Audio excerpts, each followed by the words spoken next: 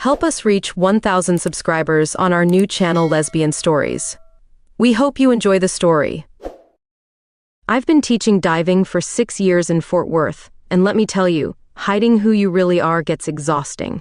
The conservative crowd that frequents my classes would probably have heart attacks if they knew their instructor preferred women. But bills need paying, and the diving center is my life. That Tuesday morning started like any other, checking equipment, updating logs, and preparing for my advanced certification class. Then she walked in. Lisa Chen, my new private student, wearing a perfectly fitted wetsuit that made my throat go dry. Her black hair was tied back in a neat ponytail, and those brown eyes. Damn, they held something that made my heart skip. "I'm looking for Jade Morgan." Her voice carried a slight nervousness that most first-time students had, but there was something else there. Confidence, maybe? "That's me," I said, extending my hand. When our fingers touched, I swear the air conditioning must have failed because the room suddenly felt 10 degrees warmer. "You're here for the private lessons?" She nodded, tucking a stray strand of hair behind her ear. "Marine biology major, need the certification for my research." I led her through the basic paperwork, trying to maintain professional distance while stealing glances at her graceful movements. The way she studied each form reminded me of a scientist, methodical, precise. It was attractive. During the pool session, I had to stay focused. Teaching someone to breathe underwater requires trust, intimate proximity, and constant physical contact. When I adjusted her tank straps, my fingers brushed against her shoulder, and I felt her shiver despite the wetsuit. "Relax," I whispered, demonstrating the breathing technique. "Trust the equipment, trust yourself, trust me." Underwater, she was a natural. The way she moved through the water, elegant and controlled, made me forget I was supposed to be teaching. Our hands touched as I showed her how to check her pressure gauge, and even through the cool water, I felt that spark. After the session, as we sat on the pool edge reviewing her performance, she surprised me. "You know," she said, water dripping from her lashes, "I expected this to be terrifying, but you made it feel safe." I couldn't help but smile. "That's my job." "Is it also your job to look at your students the way you've been looking at me?" My heart stopped. Had I been that obvious? Years of careful compartmentalization threatened to crumble. I'm not sure what you mean." She stood up, gathering her things. "Maybe you could explain it over coffee sometime?" Before I could respond, she was heading to the locker room, leaving me sitting there with my feet in the water and my heart in my throat. That night, lying in bed, I couldn't stop thinking about her. About the way water beaded on her skin, how her eyes lit up when she mastered a new skill, the subtle flirting that I wasn't sure I'd imagined. It was dangerous territory. Mixing business with pleasure always is. But something told me Lisa Chen was going to change my life, whether I was ready for it or not. I just didn't know then how right I was, or how complicated things would get. Because in this conservative town, some things are better left beneath the surface. But sometimes, the heart wants what it wants, and no amount of pressure can keep it down. That coffee date happened sooner than I expected. Lisa showed up at the diving center the next morning, holding 2 cups from the local cafe. "I figured you might need this before our lesson," she said with a smile that made my knees weak. As we sipped our coffee, she opened up about her studies. "Marine biology has always been my passion," she explained, her eyes sparkling with enthusiasm. "I'm applying for this incredible research program at Woods Hole. It's basically my dream come true." I found myself lost in her animated gestures and passionate words. She wasn't just beautiful, she was brilliant. The way she talked about marine ecosystems and conservation made my heart race more than any deep dive ever had. Then came the bomb. "There's just one catch," she said, her voice dropping. "The full scholarship requires. Well, it's complicated. The donor is this conservative foundation. They have this ridiculous marriage requirement." My coffee suddenly tasted bitter. "Marriage requirement?" "Yeah," she sighed, running her fingers through her hair. "They only award it to traditionally married students. It's archaic, but it's $250,000 worth of funding and career opportunities." The revelation hit me like a wave of cold water. Here was this amazing woman, forced to choose between her dreams and her identity. I wanted to rage against the unfairness of it all, but instead, I focused on getting her ready for her next lesson. During equipment fitting, things got intense. I had to help her adjust her new wetsuit, my fingers trailing along her sides as I checked the fit. The air felt thick with unspoken words and suppressed desires. When I reached to adjust her shoulder strap, she leaned back slightly, pressing against me. "Is this okay?" I whispered, my hands freezing in place. She turned her head slightly, her breath warm against my cheek. "More than okay." The moment was interrupted by another student arriving early. We jumped apart like guilty teenagers, and I busied myself with checking her tank pressures, trying to calm my racing heart. During the pool session, I noticed she'd gained confidence underwater. Her movements were more fluid, more natural. But there was something else, a sadness in her eyes that hadn't been there before. During our safety stop practice, she reached for my hand, holding it longer than necessary. After the lesson, as she was packing up her gear, she paused. "Jade, do you ever feel like you're drowning in expectations? Like you're trying to hold your breath while everyone watches?" I knew exactly what she meant. "Every damn day," I admitted. "But underwater, none of that matters. It's just you and the silence. And sometimes the gorgeous instructor," she added with a slight smirk. That evening, as I was closing up, Lisa lingered. She helped me check the equipment, our hands brushing accidentally more times than I could count. In the dim light of the storage room, surrounded by tanks and regulators, the air felt electric. "I should go," she said, but didn't move. "You should," I agreed, stepping closer. Neither of us left. We stood there, breathing the same air, both knowing we were standing on the edge of something deep and dangerous. The tension was unbearable, like the pressure at 30 meters. Finally, she broke the silence. "There's a training dive tomorrow at the lake." "There is," I nodded, trying to maintain some professional composure. "Will you be there?" "I'm your instructor, aren't I?" She smiled, that brilliant heart-stopping smile. "Good, because I think I need a lot more instruction." As I watched her leave, I knew I was in trouble, deep, serious trouble. The kind that could either bring everything I'd built crashing down or lead to something amazing. But like any good diver knows, sometimes the most beautiful discoveries lie in the dangerous depths. The question was, how deep were we willing to go? The lake dive changed everything. The morning sun painted the water golden as Lisa and I prepared our gear. She looked different today, more determined, almost fierce. The way she checked her equipment showed how far she'd come from that nervous first-timer. "Water temperature's perfect," I said, trying to maintain professionalism despite the electricity between us. "Remember what we practiced about buoyancy control?" She nodded, but her eyes held mine longer than necessary. "I trust you," she said softly. Underwater, she was poetry in motion. We glided through the clear water, communicating with hand signals and shared glances. At 20 meters, she pointed excitedly at a school of bass swimming past. Her joy was contagious, even through the mask. Back at the center, after everyone else had left, Lisa lingered in my office while I updated the dive logs. The small space felt charged with unspoken words. She perched on the edge of my desk, water still dripping from her hair. "You're amazing down there," she said suddenly. So confident, so free. I looked up, caught in her gaze. "You're not so bad yourself." "Jade." She leaned closer. "I need to tell you something." My heart thundered. "What is it?" "I got the letter yesterday, about the scholarship." She pulled a crumpled envelope from her bag. "They want me to meet the board next week, and..." She hesitated. "They're expecting me to bring my potential husband." The word husband hit like a punch to the gut. Before I could respond, she closed the distance between us. Her lips met mine, soft and desperate. Time stopped. The world narrowed to just this, her hands in my hair, the taste of lake water on her lips, the small sound she made when I pulled her closer. When we finally broke apart, breathing hard, reality crashed back. "We shouldn't," I whispered, even as my body screamed otherwise. "Why not?" Her fingers traced my jawline. "Because it's complicated? Because of what people might think? Because I can't be your dirty little secret while you marry someone else." She flinched as if I'd slapped her. "Is that what you think this is?" "Isn't it?" I stood up, needing space. "You need this scholarship, I get it. But I've spent too long hiding who I am. You think this is easy for me?" Her voice cracked. "My family has expectations. This scholarship is everything I've worked for. But you..." She stepped closer again. "You make me question everything." What happened next was inevitable. The kiss this time was different, hungry, desperate. We stumbled against the wall, hands exploring, breathing ragged.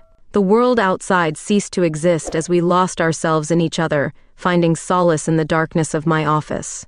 Later, tangled together on the small couch, reality began seeping back in. Lisa traced patterns on my skin, her touch both soothing and electrifying. "What are we going to do?" she whispered. "I don't know," I admitted. "But whatever happens, this wasn't a mistake." She propped herself up on an elbow, looking at me intently. "No, it wasn't. But Jade, I need this scholarship, my research, my future. It's all tied to this." "I know." The words tasted bitter. "So what now?" "Now." She kissed me softly. "Now we figure it out, together." But as she gathered her clothes and prepared to leave, the weight of our situation settled heavy on my shoulders.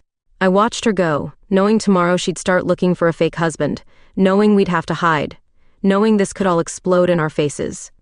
Yet somehow, like the pull of the tide, I knew we'd find our way back to each other. Because some things, some people, are worth the risk of drowning for. As I locked up that night, the taste of her still on my lips, I realized we'd crossed a line there was no coming back from. The question wasn't whether we'd survive this dive into deeper waters, but how much pressure we could withstand before something had to give.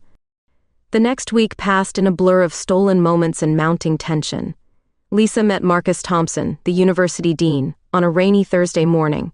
She called me right after, her voice tight with stress. "He's perfect on paper," she said. "Mid-30s, respected academic, willing to help. He understands it's just for show." I gripped my phone tighter. "And what does he want in return?" "Just to help advance his diversity initiative. He thinks having a successful Asian female researcher will look good for the department." She paused. "Jade, he's gay too. He gets it." That should have made me feel better. It didn't. The thought of Lisa wearing another person's ring, even as a show, made my stomach churn. But I swallowed my jealousy and tried to sound supportive. That evening, during her advanced certification class, I noticed she was distracted. Her usually perfect buoyancy control was off, and she missed basic signals. After the third mistake, I called an early end to the session. "What's going on?" I asked as we sat by the pool. "You're not focused." "Marcus drew up the contract today." She pulled out her phone, showing me the document. "Everything's laid out, the duration, the terms, the public appearances we'll need to make." I scanned the contract, each word like a knife. 2 years? You'll have to pretend for 2 years? "It's just paper, Jade. It doesn't mean anything." "Doesn't it?" I stood up, pacing. "You'll be living with him, going to events together, playing house for the whole damn world while we sneak around like teenagers. What choice do I have?" Her voice cracked. "This is my dream." "And what am I?" The words escaped before I could stop them. The silence that followed was deafening. Lisa reached for me, but I stepped back, my boots squeaking on the wet tile. "You're everything," she whispered. "But I can't throw away this opportunity. Please understand." A storm was brewing outside, matching my internal turmoil. As if on cue, thunder rumbled overhead. We had planned a night dive for her final certification, and despite my emotional state, we had to go through with it. The lake was choppy, the water dark and uninviting. Lisa suited up silently beside me, the tension between us thick enough to cut. As we descended into the murky water, visibility was poor, maybe 3 meters at best. 20 minutes into the dive, things went wrong. A sudden current separated us. Through the darkness, I could barely make out her torch beam, swinging wildly as she struggled against the water. My heart stopped when I saw her regulator had come loose. Training kicked in. I reached her in seconds, helping her recover and establish breathing. But those moments of panic, of seeing her struggle, shifted something inside me. Underwater, in the dark, holding her steady as she gathered herself, I realized I couldn't bear to lose her. Back on shore, soaked and shaken, she collapsed into my arms. "I was so scared," she admitted, trembling. "I've got you," I whispered into her wet hair. "I'll always have you." But later that night, as I watched her drive away to meet Marcus for dinner, to discuss their arrangement, the weight of our reality crushed down harder than any ocean depth I'd ever experienced. My phone buzzed with a message from her. "Contract signing tomorrow. I wish it was you." I stared at those words until my vision blurred. The woman I was falling for was about to legally bind herself to someone else, all for a dream she'd worked her whole life for. How could I stand in the way of that? But as I lay in bed that night, listening to the storm rage outside, I wondered if some dreams were worth the cost of living a lie. And more importantly, how long could we all keep treading water before someone went under? It was bound to happen eventually. Secrets have a way of surfacing, like air bubbles rising from the depths. Lisa's family discovered our relationship in the worst possible way, through a series of photos someone had taken of us at the lake. I was cleaning equipment when Lisa burst into the diving center, her face pale. "My mother knows," she said, her voice shaking. "Someone sent her pictures of us together. She's threatening to tell the scholarship board." My heart sank. "How bad are the photos?" "Bad enough." She showed me her phone. The images were grainy but clear, us holding hands by the water, sharing what we thought was a secret kiss behind my truck. "She's coming here. Now." As if on cue, the door chimed. Mrs. Chen stormed in, radiating fury and disappointment. Behind her came Lisa's father, his face unreadable. "So this is why you've been avoiding family dinners," Mrs. Chen spat. "To spend time with her?" Lisa stepped between us. "Mom, please. Do you know what you're throwing away?" Her mother switched to rapid-fire Mandarin, which Lisa answered with equal intensity. I stood there, feeling like an intruder in my own business. That's when Sarah, Lisa's best friend, arrived, our unexpected ally in the storm. She'd been the only one who knew about us, who'd helped cover our tracks. "Mrs. Chen," Sarah interjected smoothly, "maybe we should all sit down and talk about this rationally." The next hour was excruciating. Lisa's mother listed every opportunity she was jeopardizing, every family expectation she was failing. Her father remained silent, watching me with calculating eyes. "The agreement with Marcus," Mrs. Chen began, "is a sham," Lisa interrupted. "He's gay too, Mom. The whole marriage was going to be fake." The silence that followed was deafening. Then, unexpectedly, Mr. Chen spoke. "You were going to enter a false marriage?" "To follow my dreams," Lisa said softly. "But maybe I'm tired of living lies." That afternoon took an even more dramatic turn during our advanced dive session. Lisa insisted on continuing with her training despite the morning's chaos. Perhaps we both needed the escape. The lake was choppy, visibility poor. At 30 meters, Lisa signaled distress, her tank pressure dropping unexpectedly fast. What followed was a textbook emergency ascent, but those minutes of keeping her calm, sharing my alternate air source, felt like hours. On the surface, still breathing hard, she clung to me. "I can't keep doing this," she gasped. "Living two lives. I'm done pretending." Sarah, who'd stayed to watch the dive, helped us out of the water. "Your mom's still in the parking lot," she warned. "She's been crying." Lisa squared her shoulders. "Good, because I have something to say to her." What followed was both beautiful and heartbreaking. Lisa, still in her wetsuit, water dripping onto the asphalt, told her mother everything. About the pressure she'd felt all her life. About finding herself. About finding me. "I love her," she declared, her voice carrying across the parking lot. "And if that means losing the scholarship, then I'll find another way." Mrs. Chen started to speak, but Mr. Chen laid a hand on her arm. "Perhaps," he said slowly, "it is time we learned to listen." The tension broke when Sarah, bless her heart, said, "Well, at least she's dating a business owner and not some broke college student." That evening, after everyone had gone, Lisa and I sat on the dock, feet dangling in the water. "What now?" I asked. She leaned her head on my shoulder. "Now we stop holding our breath. Now we swim to the surface." But as the sun set over the lake, casting long shadows across the water, we both knew this was just the beginning. The scholarship board meeting was still looming, and Marcus's contract sat unsigned on Lisa's desk. Sometimes the hardest part of diving isn't the depth or the darkness, it's knowing when to surface and face what's waiting above.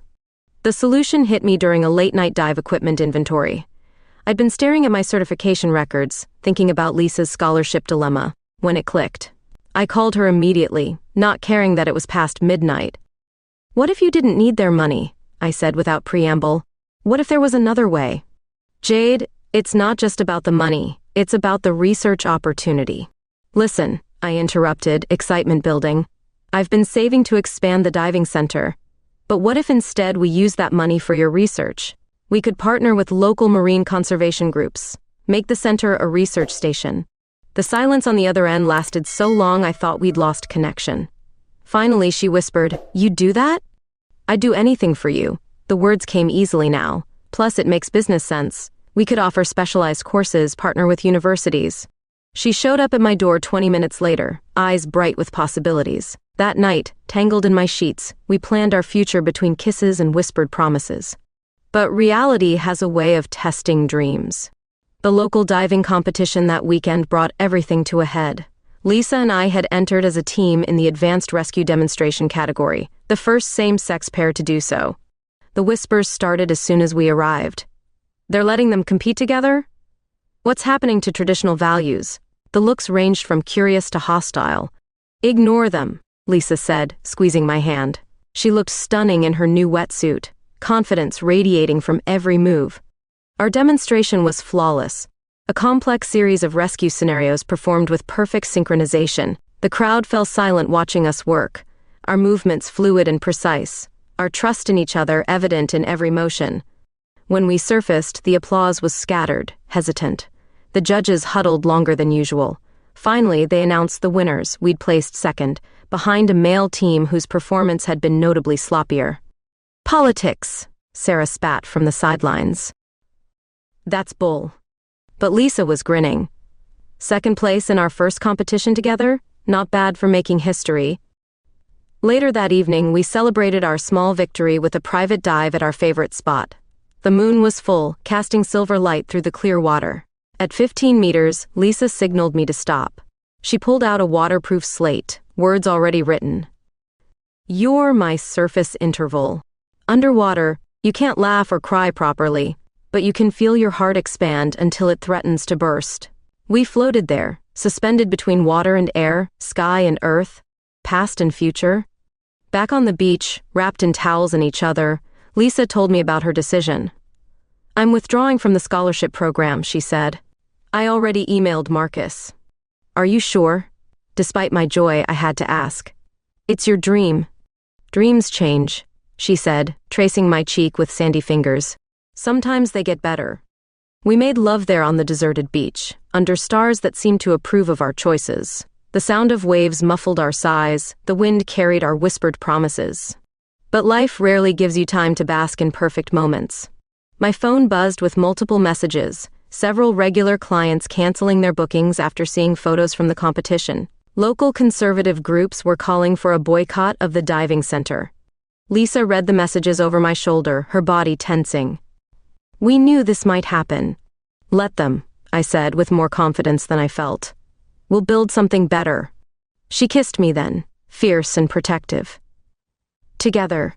As we drove home that night, the diving center's future uncertain, our personal lives exposed to scrutiny, I realized something important. Sometimes the bravest thing isn't diving into deep water, it's staying there, claiming your space, even when others try to push you out. The question wasn't whether we'd survive this pressure. The question was how many others we might help by refusing to hide anymore. The media storm hit faster than a sudden squall. Local news picked up our story after Lisa confronted the university about their discriminatory scholarship requirements. She stood in the dean's office, back straight, voice unwavering, as she detailed how the traditional marriage clause effectively discriminated against LGBTQ students. "This isn't just about me," she declared, while I watched proudly from the back of the room. "How many talented researchers have you lost because they couldn't pretend to be something they're not?" Marcus surprisingly stood with us. "As a gay man myself," he announced, shocking the board members, "I can no longer participate in perpetuating these outdated policies." The story exploded. First, the local papers, then national LGBTQ news sites. My phone wouldn't stop ringing, journalists wanting statements, conservative clients canceling bookings, but also, unexpectedly, support from the diving community. "Did you see this?" Lisa showed me her phone one morning. A prominent diving equipment manufacturer had shared our competition photos, celebrating diversity in the sport. The comments section was flooded with support. But with visibility came vulnerability. The diving center's windows were vandalized one night, hateful words sprayed across the glass. I arrived early to clean it up, not wanting Lisa to see, but she was already there, scrubbing away the paint. "You don't have to do this," I said, moving to take the brush from her. She didn't let go. Yes, I do. This is my fight too. That morning, something amazing happened. As we cleaned, cars started pulling up. First Sarah, then some of my regular students, then complete strangers who'd seen the news. Soon, 20 people were helping, bringing coffee, sharing stories. My daughter came out last year, one woman told me as she scrubbed. Seeing you two compete together, so proud and skilled, it gave her hope. The diving community's response was overwhelming. Professional divers from across the country sent messages of support. A popular diving podcast invited us to share our story. But the real surprise came from the scientific community. Marine biology departments from 3 universities reached out to Lisa, offering research partnerships. They wanted to collaborate with our planned research station, impressed by her proposal to combine diving education with marine conservation. They're interested in the innovative approach, Lisa explained, her eyes shining. Using recreational diving to support scientific research? It's never been done quite this way. But not everyone was celebrating. My business took a hit. Several corporate clients pulled their contracts, citing image concerns. The local diving association, once friendly, became coldly professional. One evening, after a particularly tough day of cancellations, I found Lisa in my office, poring over financial documents. "What are you doing?" I asked. She looked up, determined. "Finding a solution. These numbers. We can make this work, Jade. The research grants could offset the losses. It's not your responsibility to fix this." "No," she agreed, standing to wrap her arms around me. "But loving you is, and I'm pretty good at solving problems underwater or out." That night, we received an unexpected email. A prominent LGBTQ magazine wanted to feature us in their sports issue. They were interested in the intersection of professional diving, science, and identity. "Should we do it?" I asked Lisa. She took my hand. "Remember what that woman said about her daughter? Maybe someone else needs to see this too." The photo shoot happened the next week. They captured us doing what we love, diving, teaching, planning our future research station. The photographer caught a moment between shots, where Lisa was adjusting my tank straps, both of us laughing about something private. "That's the one," the photographer said. "That's real." Looking at the proofs later, I understood what she meant. Among all the professional shots, this candid moment showed something important, that love doesn't need to hide, even in the depths. As we left the shoot, Lisa's phone buzzed with another university contact. More opportunities, more support emerging from unexpected places. But it was her smile that told me everything. Sometimes losing what you thought you wanted leads you to what you actually need. The question now wasn't whether we'd survive the storm, it was how many others we might help navigate their own rough waters. 1 year later, I stood at the edge of our newly expanded diving center, watching the sunrise paint the water in shades of gold. The sign above the door now read, "Deep Blue Research and Diving Center," a testament to how much can change when you stop fighting the current. Lisa got her funding, though not from where we expected. After our story went viral, an LGBTQ foundation specializing in scientific research reached out. They didn't just match the original scholarship, they doubled it, with no strings attached. Ready for the opening ceremony? Lisa appeared beside me, looking professional in her research coordinator uniform, though her eyes held that familiar mischievous glint. "As ready as I'll ever be," I replied, straightening my instructor's jacket. The parking lot was already filling up. Sarah was directing traffic, wearing a shirt with our new logo, a diving mask intertwined with scientific symbols. Local news crews set up their equipment while curious onlookers gathered. Mrs. Chen arrived early, carrying a traditional good luck charm for the new business. She'd come a long way from that confrontation in the parking lot. "For prosperity," she said, hanging it by the door. Her eyes held approval as she watched Lisa guide a group of marine biology students through their equipment checks. The ceremony itself was surprisingly emotional. Standing at the podium, looking out at the crowd, supporters and former critics alike, I found myself struggling for words. "A year ago," I began. "I thought I knew everything about diving, about teaching, about living.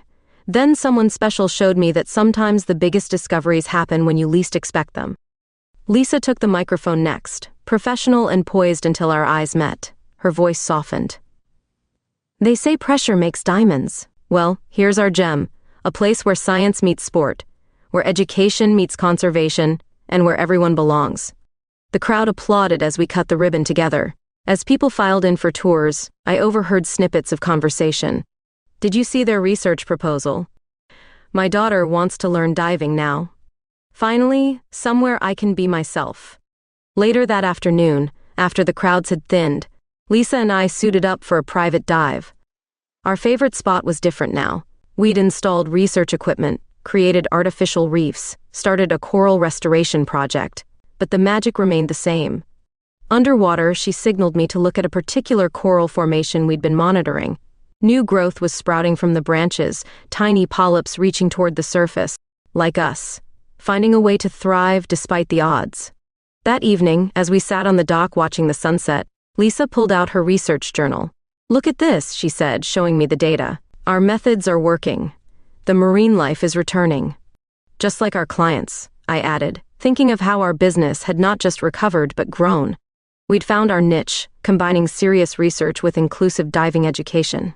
Speaking of which, Lisa's eyes sparkled. "That teenage couple that came in today? The ones who reminded you of us?" I smiled, remembering. "What about them?" "They signed up for the summer marine biology program, both of them." We sat there, feet dangling in the water, planning future expansions, dreaming up new programs. The possibilities seemed as endless as the horizon before us. "You know," Lisa said softly, "we never did finish your story about finding that rare seahorse species." I laughed. "Maybe because someone keeps distracting me during dives." "Well," she stood, pulling me up with her, "there's always tonight's dive." As we prepared for one more descent into the depths, I realized some stories don't need endings. They just need the courage to keep exploring, keep discovering, keep loving, one dive at a time. The sun set behind us, painting the water in shades of possibility, as we stepped off the dock together, ready for whatever depths awaited.